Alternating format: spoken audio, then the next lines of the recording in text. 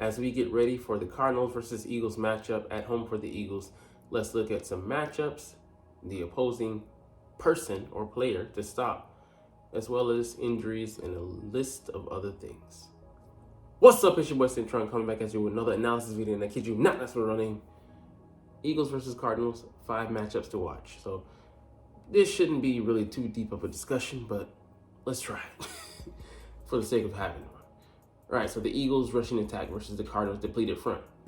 Look at these numbers, all bottom of the league, and some of them actually are. The pit, 32 and 32. So rushing yards allowed per game, 147. Rushing yards allowed per attempt, 4.7, very healthy. Rushing first downs allowed per game, 7.9. That's actually bottom of the league. I mean, well, you definitely want that number though. Rushing TDs allowed, 19, which is an atrocious number. That's looking like us in the passing game, but it's in the 20s somewhere with touchdowns. This is a front you absolutely 100%, 1000% can run on. The question is not, can the Eagles do it? It's how much and when will they do it? Will they give Swift again for 5 first half carries like they did against the Giants? Or will they keep it balanced from start to finish? These are the questions we must ask, because these guys just, we fall in love. No, we're not. Sorry. We are in love with the passing game. And the running game is just a side chick. It's just a mistress. We pay her no mind, no attention. We don't commit to her at all. So I pray that we can use Swift, use Gainwell. He had a very healthy average last week. I think maybe 6 point something, maybe 6.47 a carry. But we can use those two guys and not so much of Jalen, because I don't want any much wear and tear coming off of him this game. But this is a bottom of the league run defense. We should take advantage. And yeah, they're depleted. Look at the starters that they have that are compromised or out. Zaven Collins, he's playing, but he was on the injury list to start the week. Kazir White, IR. Jonathan Ledbetter, IR. Leaky Fotu, IR. LJ Collar, these guys are out. They're injured, so we should take advantage. And these guys, to begin with, nobody impressive really on this list. Kazir White, he's been a solid dude, but who else do you know on this list? No one that scares you. They have latent talent or whatever, but they haven't been able to stay healthy. So, I mean, this should be a solid win for us here. The only question is, are we going to listen to the chants of the Eagles faithful at home? Run the damn ball. Run the damn ball. Run the damn ball, Philly. All right. Number 2, Eagles wide receivers A.J. Brown and Devonta Smith versus the Cardinals cornerbacks Antonio Hamilton and Starlin Thomas. So what makes it so bad? These aren't even the guys that started out with. Marco Wilson and Catrell Clark are, but don't know them either. One guy is a journeyman on his 15 in Antonio Hamilton, and the other one is a rookie that nobody wanted. The Lions had him, cast him off their 53, and then the Cardinals picked him up. The only good thing about this secondary is the safeties. Buda Baker, who's been struggling as of late, and Jalen Thompson, who can't do it all by himself, but he's a very solid safety. He's had some pretty solid numbers. At the trade deadline, he would have been a guy that we could have considered trading for if we didn't trade for Bayer. And there's an argument to be made that Jalen Thompson would have been the better move, because he's younger and more he's faster and more agile at this point. But we should be open all day. But hey, our eyes are like Texas wide, salivating at the chops when we see this matchup. So it'll be very telling how much they air it out, because we believe and they're right that the matchups favor us. But are they going to fall too much in love with those? We'll see. Number 3, Kyler Murray's legs versus the Eagles defense. Yes, he's a full year removed from the ACL surgery he suffered, ACL injury he suffered in December, I think 17th or 12th of last year. So that and some change. That being said, I mean, he's very nimble. His first move isn't to use his legs. It's not his first go-to. So he can be very dangerous scrambling around the pocket, buying time, and then he'll use it as his last outlet that he wants to go to, which makes him all the more dangerous. Better than the quarterback we faced last week, and Tyrod Taylor, better passer and a better athletic guy, runs in the 4.3s. So yeah, he definitely runs a angry toddler. I love what do you call it? Just look at this. Look at the way he runs.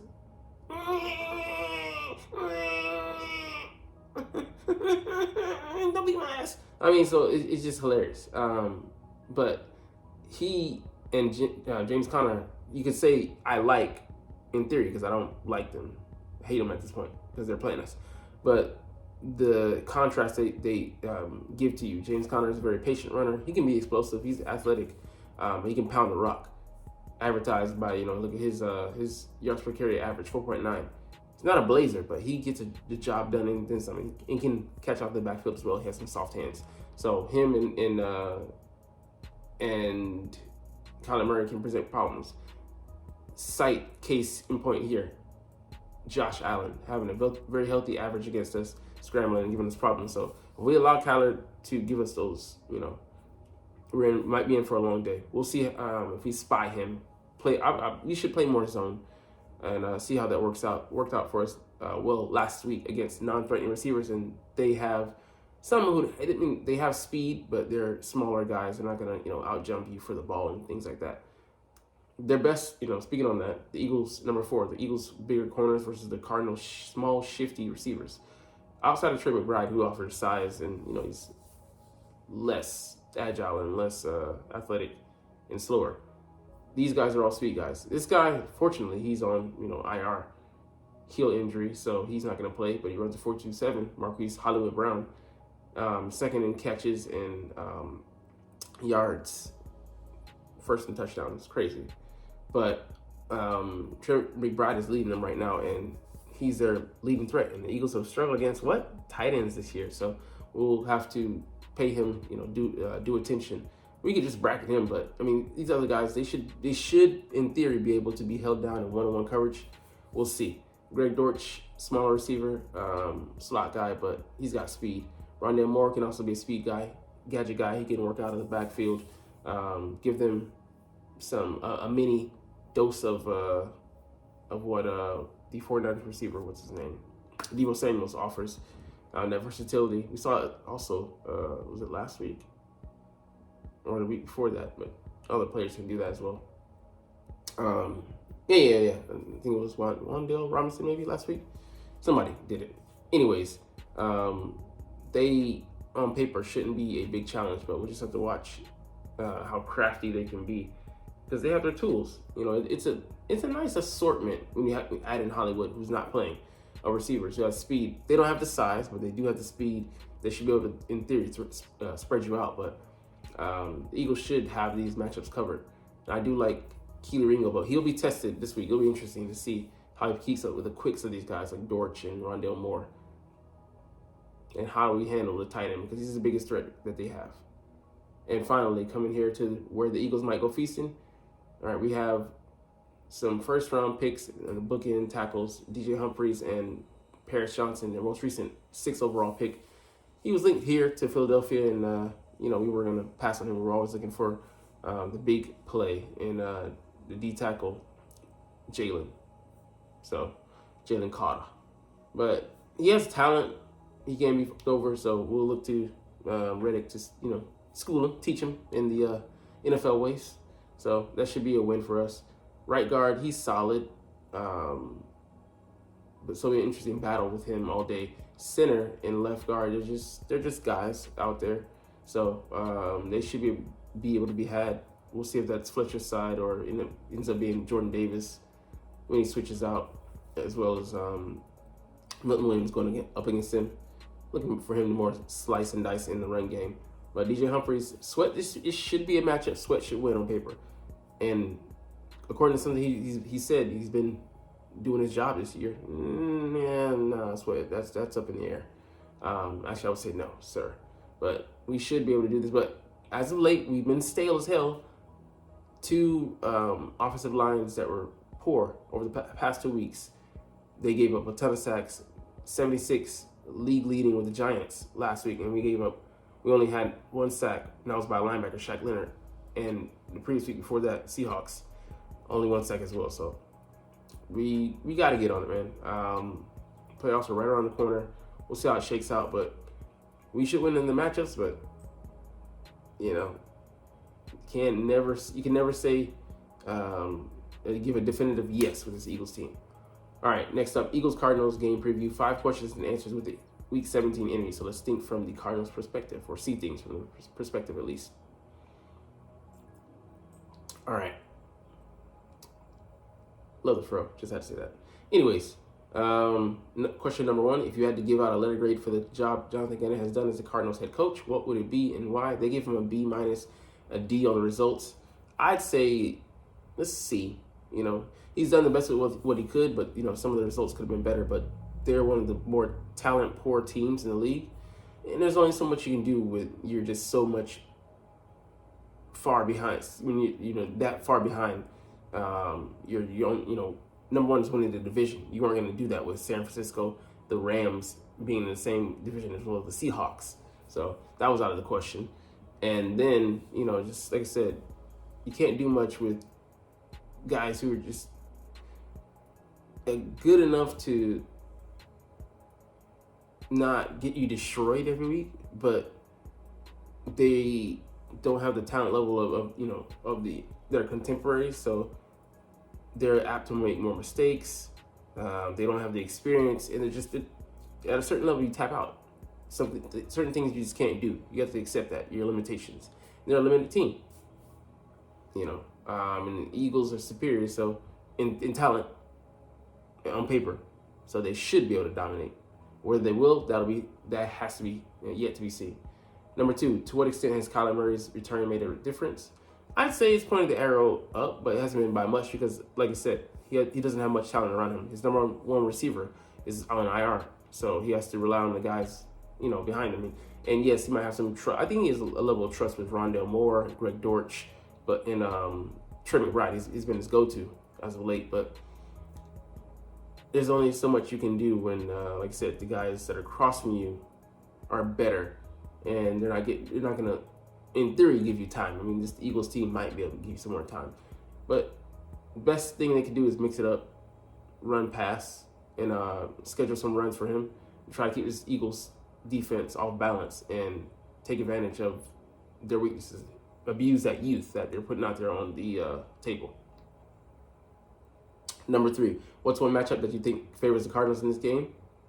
I would say the tight end versus the linebackers, definitely, and potentially the safeties. That's one thing I would try and hit on, but you know, you don't want to go to the well too often because then it gets predictable. Oh, 5 o'clock tomorrow, right? How'd you know? I've been doing that consistently, so we'll see how that goes. Hollywood's not playing, but yeah, Trey McBride. That's the only thing I would say you can hang your hat on. Like special teams, he's been great, but he's been greater. I mean, you know, that's a wash. So, number 4, what's one matchup that you think favors the Eagles in this game? What matchup shouldn't favor us in theory?